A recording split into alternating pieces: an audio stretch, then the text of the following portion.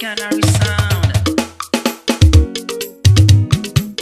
Ọlọ́run ẹlẹ́dá mi, èmi yóò yìn ọ́ tinútinú mi gbogbo.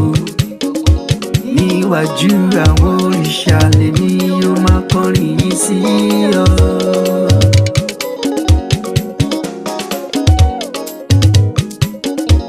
Èmi yóò máa gbàdúrà sí àtẹ́ḿpìlì mímọ́ rẹ. Èmi yóò sì máa yìn orúkọ rẹ. Nítorí ṣeun ìfẹ́ rẹ àtòtítọ́ rẹ.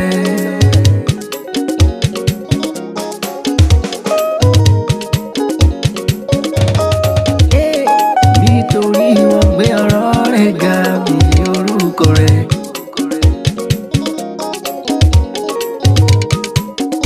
Àní lọ́jọ́ tí mo ké pé ìwọ dá mi lóhùn, ìwọ sì fi agbára rẹ mú mi lára lé.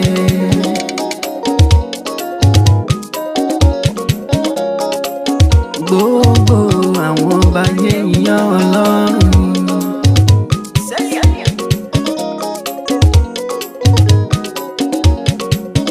Ọlọ́run mi, Olúwa, nígbà tí wọ́n ríṣẹ́ ọwọ́ rẹ̀.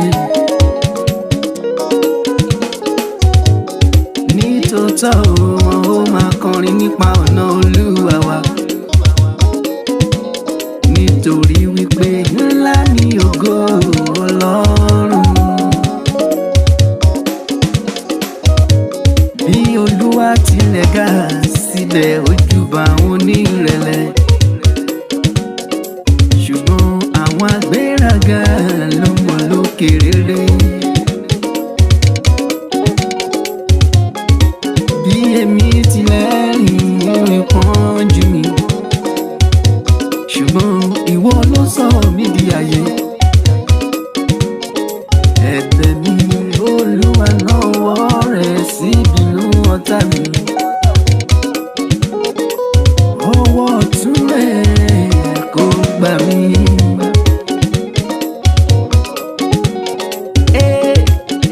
Olúwa yóò ṣe ohun tí ń ṣe tèmi láṣepé.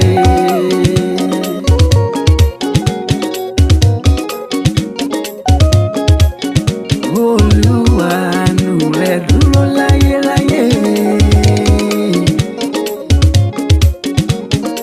Má ṣe kọ iṣẹ́ ọwọ́ ara rẹ sílẹ̀. Nítorí wípé ọ̀pọ̀ ṣiṣẹ́ la tó wúrọ̀. Ó dára ó títí dọ̀sán. Ìgbàlẹ̀ burú fún ọ. Ire yóò èmi kò fẹ́.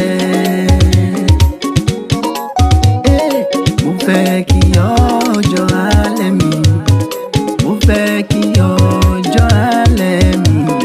Mo fẹ́ kí ọjọ́ alẹ́ mi sàn mí jó òwúrọ̀ mi lọ. Mo fẹ́ kí ọjọ́ alẹ́ mi. Mo fẹ́ kí ọjọ́ alẹ́ mi. Mo fẹ́ kí ọjọ́ alẹ́ mi sàn mí jó òwúrọ̀ mi lọ. Èmi fẹ́ kí ọjọ́ alẹ́ mi. Mo fẹ́ kí ọjọ́ àṣálẹ́ mi. Mo fẹ́ kí ọjọ́ alẹ́ mi sàn mí jó òwúrọ̀ mi lọ. Mo fẹ́ kí ọjọ́ alẹ́ mi. Mo fẹ́ kí ọjọ́ alẹ́ mi. Mo fẹ́ kí ọjọ́ alẹ́ mi sàn mí jó òwúrọ̀ mi lọ. Mo fẹ́ kí revelation mi. Mo fẹ́ kí revelation mi. Mo